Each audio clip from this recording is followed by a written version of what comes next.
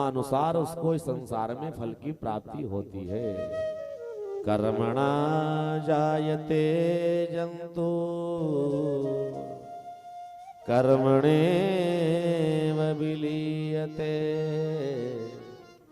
सुखम दुखम भयम क्षेम कर्मणेवा विपद्यते।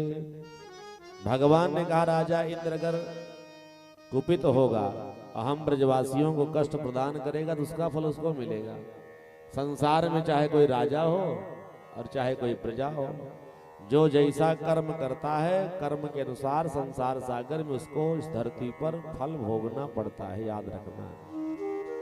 इसीलिए हमारे धर्मशास्त्र कहते हैं कर्म शुभ करो, अशुभ कर्म से सदैव दूर रहो। अपने मन से, अपनी वाणी से, अपने कर्म से, अपने व्यवहार से, अपने आचार से, अपने विचार से, अपनी पद प्रतिष्ठा से प्रयास करिए कि हम किसी को कष्ट न दें, किसी को दुख न पहुंचाने का प्रयास करें, सदैव लोगों को सुख देने का प्रयास करिए। अब अगर हम आज सब अपने पद प्रतिष्ठा वाणी व्यवहार से लोगों को पीड़ित करेंगे, लोगों को कष्ट पहुंचाएंगे, याद रखना उसका सबका फल हमको आपको इस धरती पर भोगना पड़ेगा। चाहे कोई जितना बड़ा संत हो, चाहे महंत हो, याद रखना, चाहे कोई ब्राह्मण हो और चाहे कोई अन्य लोग हो, जो भी जैसा कर्म संसार में करता है ना, उसको अपने कर्मानुसार फल भोगना पड़ता है। आपने कथा सुनी होगी रामचरितमानस की, रामायण की कथा है, राम कथा। बड़ा छोटा सा प्रसंग है। जब भगवान श्री राम का 14 वर्ष का वनवास हुआ, अब भगवान अवध छोड़ करके जब वन की यात्रा में चले और तमसा तट का त्याग करके भगवान और जब आगे बढ़ते हैं ना, तो गंगा का पवित्र पावन तट मिला श्रृंगवेरपुर गांव। श्रृंगवेरपुर में वो राजा निषाद राज ने जब राम जी को देखा कि भगवान राम को कैकेयी ने 14 वर्ष का वनवास मांग लिया, जिस राम को अयोध्या का राज सिंहासन प्राप्त करना था, राज सत्ता का सुख भोग करके डल्लभ के गद्दे पर सोने की पलंग पर सोना था, आज वो राम 14 वर्ष के लिए जंगल के लिए निकल पड़े। उसी समय निषाद राज ने कहा प्रभु राम के सामने हाथ जोड़ के, प्रभु आपके पिता महाराज दशरथ ने तो आपको 14 वर्ष का वनवास दे दिया, अब आप अयोध्या छोड़ करके वन की यात्रा में आ गए। अब 14 वर्ष आपको किसी जंगल में भ्रमण करने की आवश्यकता नहीं है। आप एक काम करो, चलिए हमारे गांव, और जब आप हमारे गांव चलोगे ना, बढ़िया सुंदर पलंग लगाऊंगा आपके सोने के लिए, बढ़िया कंदमूल फल ला करके पूरे गांव वाले आपके लिए खिलाऊंगा, आपको खूब आपकी सेवा करूंगा, खूब शुश्रूषा करूंगा। 14 वर्ष आनंद पूर्वक आप हमारे गांव में निवास करिएगा श्रृंगवेरपुर में। और 14 वर्ष जब बीत जाए तो श्रृंगवेरपुर से अयोध्या के लिए आप चले जाइएगा।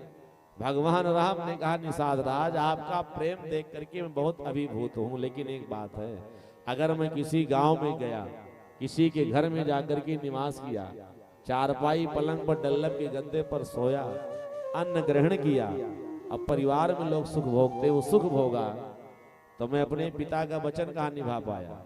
पिता के वचन निभाने में एक शर्त है क्या, 14 वर्ष तक मुझे किसी गांव में प्रवेश नहीं करना है।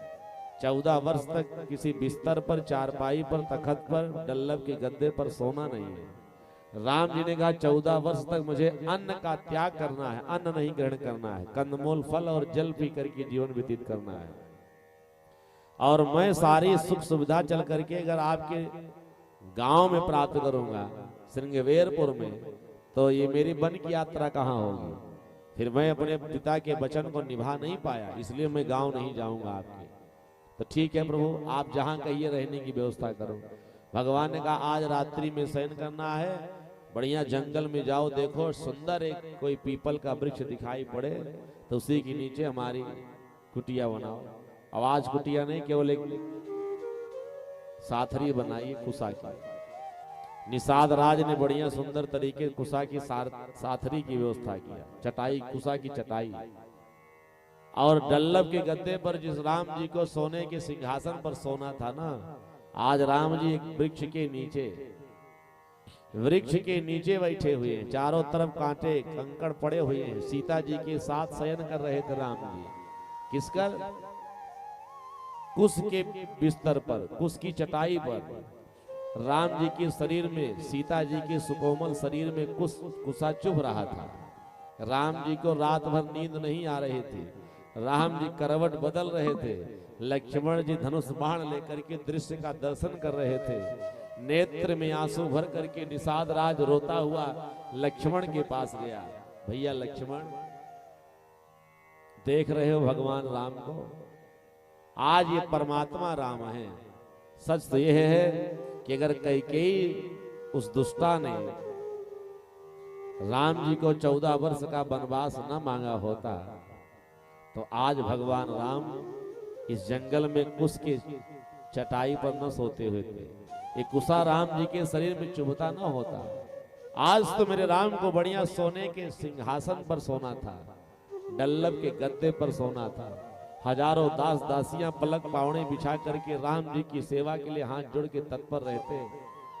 लेकिन जिन राम को सोने के सिंहासन पर सोने का सुख मिलना था ना, कैकेयी ने राम जी के लिए 14 वर्ष का वनवास मांग करके ना, उसने बहुत बड़ी मूर्खता की है। कैकेयी को ये काम राम जी के लिए नहीं करना चाहिए था। रोता हुआ निषाद राज लक्ष्मण जी के सामने खड़े होकर के जब माता कैकेयी को दोष देने लगा ना, तो उसी समय लक्ष्मण जी ने निषाद राज को गले लगाया। भैया निषाद राज, आप जो ये बात कर रहे हो ना, ये सत्य नहीं है। आज भगवान राम जो कुशा के इस बिस्तर पर सो रहे हैं ना, और रात भर करवट बदल रहे, इनको नींद नहीं आ रही है। एक कुशा जो घास होती ना, वो भगवान राम के शरीर में जो चुभ रही है ना, इसमें माता कैकेयी का कोई दोष है ही नहीं। निषाद राज ने कहा राम जी जंगल आए हैं, इसमें कैकेयी का दोष नहीं। लक्ष्मण जी ने कहा नहीं। कहा इसमें दोष किसका है? कहा इसमें अगर कुछ दोष है ना, तो भगवान राम के कर्म का है। बोले भक्तवत्सल भगवान की। भगवान राम ने पूर्व जन्म में ऐसे कर्म ही किए हैं जिसके फल स्वरूप उनको आज सोने का सिंहासन न मिल करके ये कुशा का आसन मिला है और रात भर नींद नहीं आ रही है।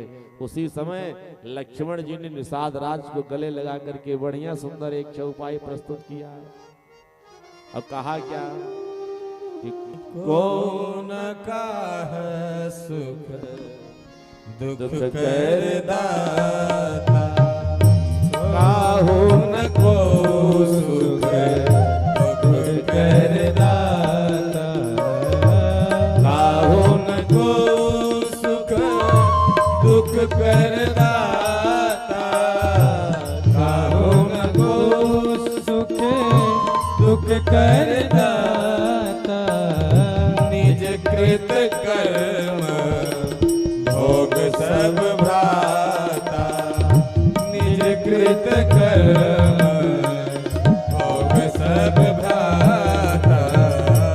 संसार सागर में कोई किसी को न सुख देता है और न कोई किसी को दुख देता है। जिनको संसार सागर में सुख और दुख ये प्राप्त होता है ना, वो अपने किए गए कर्म का फल है। हम आप शुभ कर्म करेंगे शुभ फल प्राप्त करेंगे, अशुभ कर्म करेंगे तो शुभ फल प्राप्त करेंगे। तो इस संसार सागर में जो जैसा कर्म करेगा उसको फल इस दुनिया में भोगना पड़ता है। भगवान को भोगना पड़ा तो हम आप कहाँ के हैं? इसलिए इंद्र की पूजा ना करके गोवर्धन